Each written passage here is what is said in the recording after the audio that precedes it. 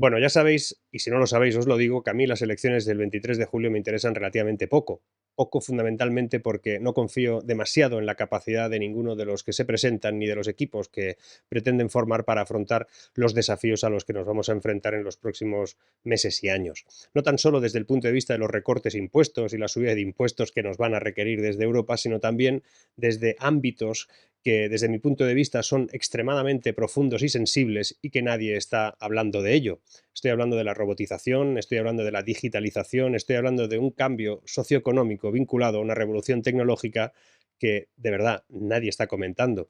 En el propio debate electoral del lunes, los dos candidatos a la presidencia, en ese cara a cara, no dijeron nada de nada. La palabra digital no apareció en 120 minutos. La palabra inteligencia artificial, es decir, el concepto, no apareció en ningún momento. Robotización, automatización, modernización del sector industrial, nada de todo eso apareció. Se debatieron otras cosas que, os digo de verdad, pueden importar, pero importan relativamente poco para esos desafíos. Y por eso no he hablado mucho, ni he escrito demasiado, ni tampoco he grabado nada con respecto a eso, pero sí me pidieron el pasado miércoles que opinara en un programa de televisión en el Cascabel que me pronunciara sobre algunos aspectos que se discutieron de forma económica en ese debate y es lo que os traigo hoy, un contenido de ese fragmento en el que comento algo, sobre todo aspectos que tienen que ver con las afirmaciones que hizo el presidente del gobierno y que no se ajustan al tiempo completo de la realidad económica, que como sabéis aquí es lo que más o menos suelo hacer. También os habréis dado cuenta que no hago muchos vídeos que tengan que ver exactamente con la situación económica española, sino que son algo más genérico y que tienen que ver con aspectos que desde mi punto de vista son más importantes, ¿no? Incluso cuando estos días pues, he querido comentar elementos, digamos, más perdidos en el tiempo, que no son puntuales, pues alguno de vosotros me lo habéis agradecido especialmente. Dedicamos los directos fundamentalmente a hablar de actualidad y estos vídeos que hago de forma más continua, pues intento tratar otros temas.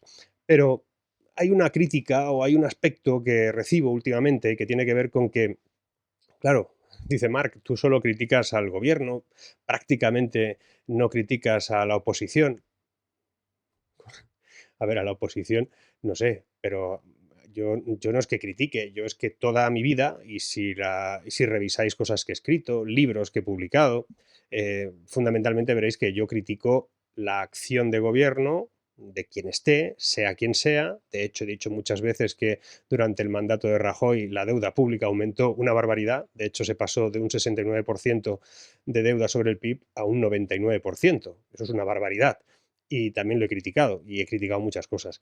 Y criticaré al gobierno que venga, sea el que sea del color que sea, si sus acciones, sus planteamientos no son los que, desde mi punto de vista, honestamente, no sean las adecuadas. Ya os digo que yo ahora mismo lo que considero más importante es cómo piensan afrontar el desafío de un mundo sin empleo o de un mundo sin el empleo que tenemos ahora y un mundo en el que o automatizas los sistemas y los procesos o va a ser imposible gestionar lo que viene. Viene algo realmente muy profundo, lo he explicado, hay algunos vídeos por aquí, os dejaré algún enlace por si acaso para complementarlo, pero en realidad todo eso es así. Y me preocupa que todo sea o blanco o negro, o izquierda o derecha. De hecho, os dejo ahora aquí un fragmento, porque mi propio perro, mi mascota, tiene más conocimiento sobre la derecha y la izquierda que la mayoría o muchos de los votantes que van a ir el 23 de julio. Escuchad. Tokio, mueve la cabeza a la izquierda. Muy bien. ¿A la derecha? Mueve la cabeza a la derecha. Muy bien. Y ahora a la izquierda. Olé. A la derecha. A la izquierda. A la derecha. A la izquierda. Ya habéis visto, sabe más. Sabe más diferenciar derecha e izquierda a mi perro que mucha gente que va a votar. Bueno, en todo caso, quería también deciros, comentar un detalle. Y es que si yo considero que es fundamental el desafío que tiene que ver con esa nueva adopción tecnológica que vamos a afrontar, lo que muchos han denominado cuarta revolución industrial, que ya la estamos sobrepasando y que seguramente algunos países están empezando a abordarla desde otro punto de vista, incluso mucho más profundo, resulta que tenemos que asociar todo ese cambio al modelo de innovación de un país. Y se ha publicado recientemente el European Innovation Scoreboard, que es el documento que posiciona a los países europeos y de algunos más fuera de Europa en esa clasificación. Y resulta que nuestro país, España, está en la tercera división, está en el tercer grupo de los países que fundamentalmente todavía les queda mucho camino que recorrer en modelos de innovación. Es interesante ese informe, que también os lo voy a enlazar aquí debajo, porque ese es el que tendríamos que utilizar para modificar algunas cosas. Es decir, ahí se indica que le falta a un país para estar en la primera división, para estar con Dinamarca, para estar con Suecia, para estar con Países Bajos, para estar con Bélgica, que ha ascendido, y no estar pues rodeado de países que en estos momentos son los que fueron en su día del bloque soviético, que ahí es donde nos encontramos. También estamos pues con Malta y con Grecia y con Portugal, pero fundamentalmente estamos en tercera división. Para cambiar eso, no solo hay que ir a votar, sino hay que pedir y exigir a quienes van a determinar ese futuro y ese desafío futuro, que lo adopten desde esa perspectiva. Y como os digo, curiosamente, en ese debate del lunes nadie habló de eso. Y además es que no creo que vuelvan a hablar de eso en ningún caso. Y si lo hacen es porque habrán escuchado algún vídeo o algún comentario de alguien, como lo que yo estoy diciendo ahora, que criticamos el hecho de que nadie pronunció la palabra digital. Y por eso es posible que en el próximo debate la palabra digital aparezca en el primer minuto. Vete tú a saber. Pero en todo caso, esperemos que esté llena de contenido y no sea simplemente un eslogan. Bueno, os dejo el contenido, nos vemos al final y os comento un detalle sobre algo que os importará. Dentro vídeo. Si oyendo ayer el debate, viendo el debate, Marc, tú tuviste la tentación, efectivamente, de buscar una salida y largarte con viento fresco. Más o menos. Yo lo que me sorprende es una cosa, Antonio. Vamos a ver, si este es el país que va como una moto, aunque no dijera ayer ni la marca ni el modelo, pero que sí que encabeza el crecimiento europeo y cosas por el estilo, ¿cómo puede ser que este sea el país que crece en estos momentos o que tiene la mayor tasa de crecimiento de exclusión social, de riesgo de pobreza de toda la OCDE? ¿Cómo puede ser? Pues esto se explica fácilmente, porque los cálculos que se hacen en el cómputo que nos ofreció ayer el presidente y que se suele hacer habitualmente, incluso ya de forma generalizada, la gente ha comprado este mensaje, no está tasando un periodo agregado, está tasando solamente la parte final que interesa en estos momentos al gobierno, porque efectivamente por comparación parecen mejores. Si hablamos del tema del empleo, es evidente que nosotros no podemos contabilizarlo igual que otros países, porque tenemos el doble de paro que esos otros países, con lo cual tampoco podemos decir que estamos generando un empleo de calidad, cuando ese empleo, en muchos casos, por ejemplo, no sabemos el número de fijos discontinuos que hay, no los pudo decir él, ni los puede decir nadie, porque nadie lo sabe, o si lo sabe, prefiere no decirlo. Estamos hablando de probablemente cifras que rebajarían muchísimo lo que ahora consideramos parado, o ahora pondríamos muchos más parados de los que hasta ahora se están fijando, básicamente porque estaríamos contabilizando como se contabilizaban antes. Cuando hablamos del crecimiento, hay una cosa que es notable. Nosotros no estamos creciendo todavía. Ahora mismo, justo en este instante, lo que estamos haciendo fundamentalmente es atrapar el crecimiento, la posición del PIB que teníamos en 2019. Ahora, 4 años después. Es decir, que no estamos liderando el crecimiento de nada. Estamos recuperando todavía y, en todo caso, parte de ese crecimiento se sucede gracias al endeudamiento. No crecemos, nos hemos endeudado mucho.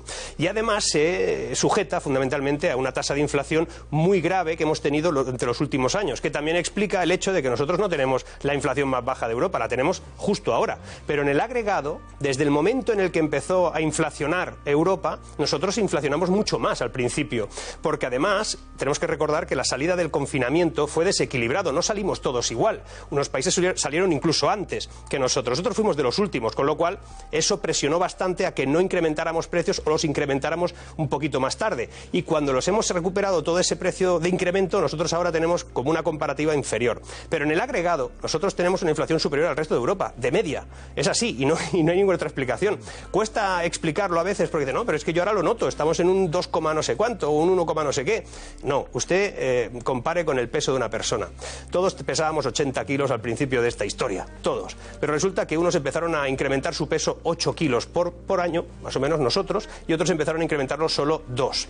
Resulta que esos que solo incrementaron 2, ahora son los que incrementan 8, y nosotros incrementamos 2. Seguimos estando más gordos que ellos, claro, pero ya nadie es capaz de explicarlo así, y eso es lo que me sorprende. Claro, por eso te pregunto, Marc, porque, bueno, la inflación, por ejemplo, un dato que negó Sánchez, le aclaró o intentó aclararle Feijóo, él lo negó, pero la realidad es que España, cuando se declara la guerra cuando Rusia invadió Ucrania, la inflación en España estaba ya en torno al 8%, si no recuerdo mal. Sí, 8%. Es un dato objetivo. O sea que ya habíamos generado aquí un problema de precios notable en este país. Claro, él justificaba todo en el tema de la guerra, la crisis energética posterior, etcétera, etcétera. Pero además de eso, te pregunto, ¿quién mintió y quién dijo la verdad en todo esto?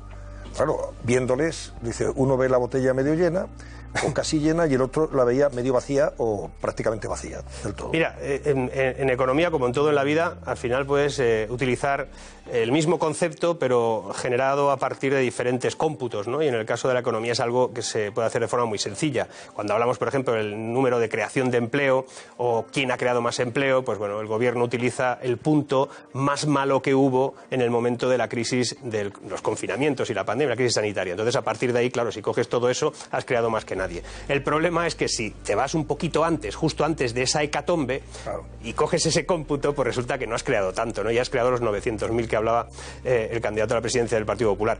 Pero de todos modos, ambos hicieron un juego que se suele hacer en política y que como no puedes tampoco entrar en los términos concretos y demostrar una cosa u otra y al final pasas de tema, porque ayer fue así, ¿no? Cuando acaba una cosa empezaba otro tema, pues y además se hablaban el uno encima del otro, era muy difícil. La cuestión es que técnicamente no acabaron de mentir los dos, lo único que hicieron realmente fue utilizar la parte del dato que les era más interesante. Pero, como te decía hace un momento, lo que no puede ser es que se mantenga un discurso triunfalista sobre una situación económica cuando realmente aquí lo que está pasando es que tenemos todavía la misma renta per cápita de hace 15 años, y de esto hay bastantes responsables, no solo los últimos, pero los últimos también, y que además este país sea el país que lidera, como te decía, el crecimiento de exclusión social en la OCDE. Eso es muy grave. La gente, yo qué sé, no sé, a lo mejor se piensan que eso es algo abstracto. Este país tiene 1,5 billones de deuda. 1,5 billones de deuda. Eso es inmensa deuda. Lo que pasa es que como buscan un ratio de cálculo que como tenemos un crecimiento de PIB que se sujeta fundamentalmente a la inflación, pues parece que ese ratio se va disminuyendo, que es un 113. La verdad es que meterle 350.000 millones a la deuda pública en tan poco periodo, cuando has tenido más ingresos que nunca, le has metido 44.000 millones de ingresos extras por impuestos a los españoles, cuando les has subido 54 impuestos si asumimos y sumamos ahí las cotizaciones sociales, cuando has estado castigando al sector productivo y cuando además, encima, resulta que ese empleo que dices que has generado se basa en que el 55% de ese empleo generado es empleo público y que aquí no pasa nada, pues claro, uno se sorprende de que la gente considere que la deuda no va con ellos y la deuda va con ellos porque el día que vayan a la escuela y no haya profesor sustituto o cuando vayan a sanidad y no haya médicos suficientes, entonces saldrán a la calle a protestar y le protestarán al gobierno que haya. Pero resulta que la culpa la tendrá que la tercera partida de los presupuestos generales del Estado de este país cada año son los intereses de la deuda. Ahora son 33.000 millones. El año que viene serán 44.000 millones. Cuando sean 44.000 millones, serán 11.000 millones menos disponibles para esas cosas. Y así sucesivamente. Y atención, porque vendrá un día en que todo eso se montará encima de la imposibilidad de sujetar un sistema de pensiones que empieza a temblar.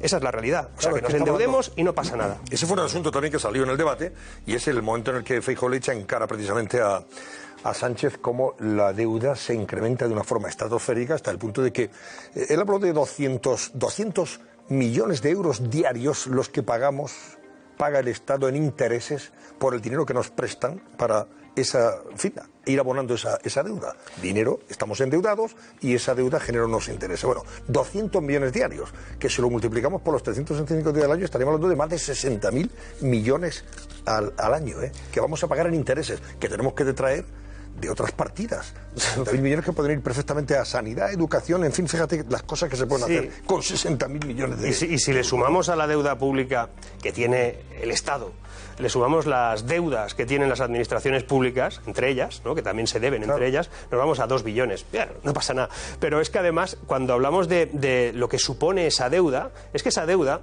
se impone normalmente a un sector que es improductivo. Acaba en el propio sistema de la administración.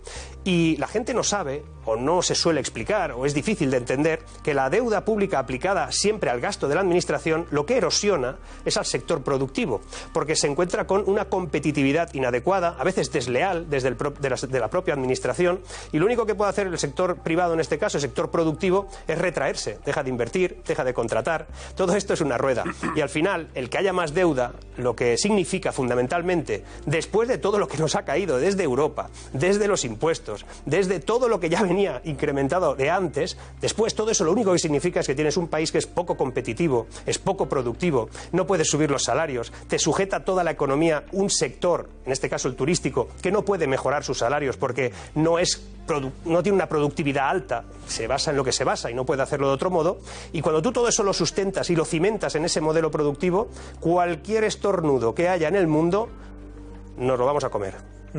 Ahora te voy a preguntar, Marc, por algo que hoy ha aprobado el Consejo de Ministros en plena campaña electoral y que tiene que ver con una convocatoria de empleo público, justo en vísperas de unas elecciones, cosa sorprendente, pero aquí estamos hablando de casi 40.000 puestos de trabajo públicos.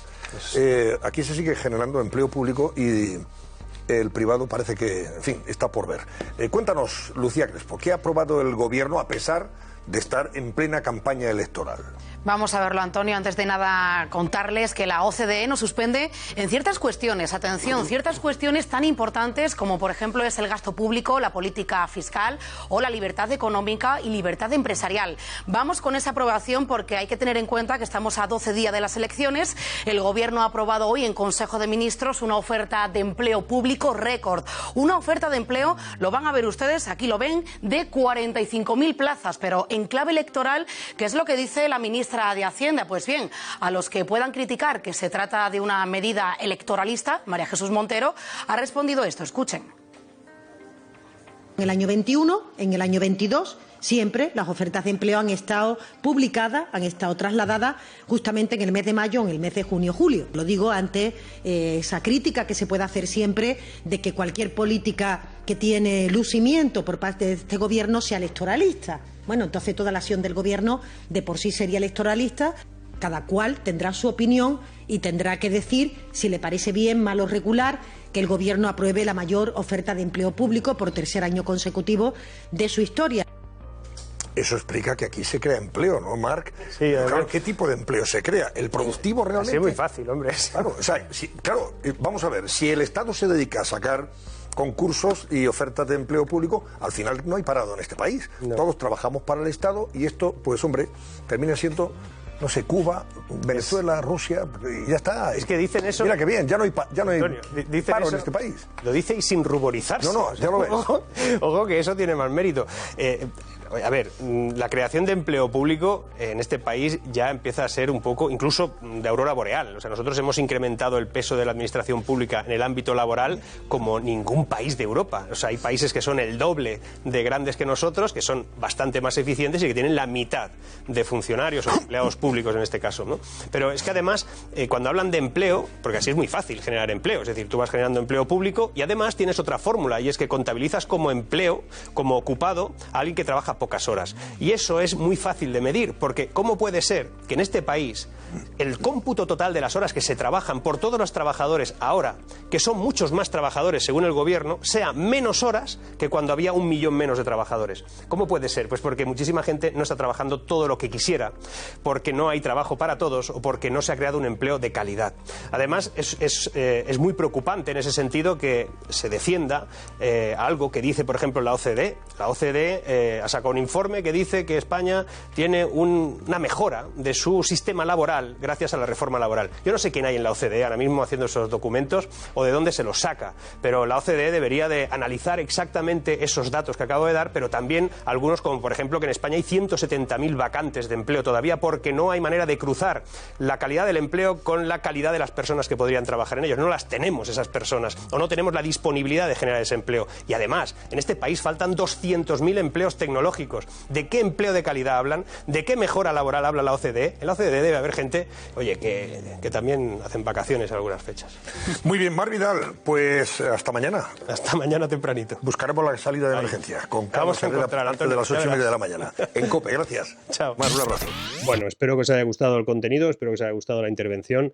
Ya os decía que básicamente estaba enfocada en una línea, pero que no garantiza de que esa línea se mantenga. Ahora mismo, pues el que manda recibe y el que quiere mandar, pues de momento tiene el beneplácito de ver qué hace, ¿no? Pero cuando mande, pues ya veremos qué es capaz de hacer. En todo caso, os cuento una cosa. Yo he dejado en la pestaña Comunidad un escrito que hice en febrero de 2009, publiqué en febrero de 2009, pero estaba escrito algo antes, y titulado Insolvencia bancaria, febrero de 2009.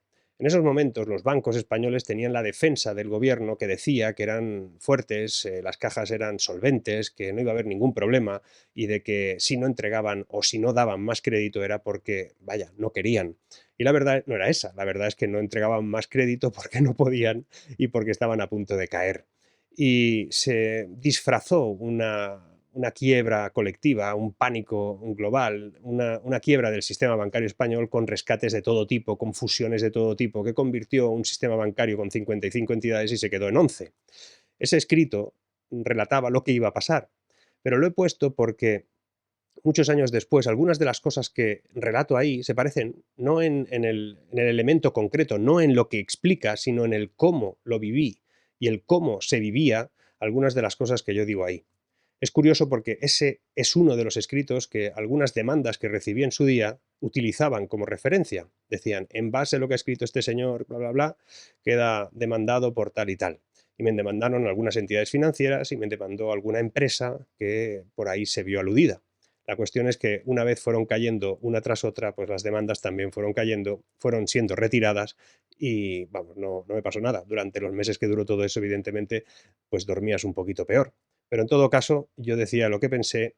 Es importante que en ese texto, si lo queréis analizar, ver, discurrir, pues descubriréis que, joder, hay cosas que se parecen mucho, o por lo menos en el cómo se nos plantean esas cosas.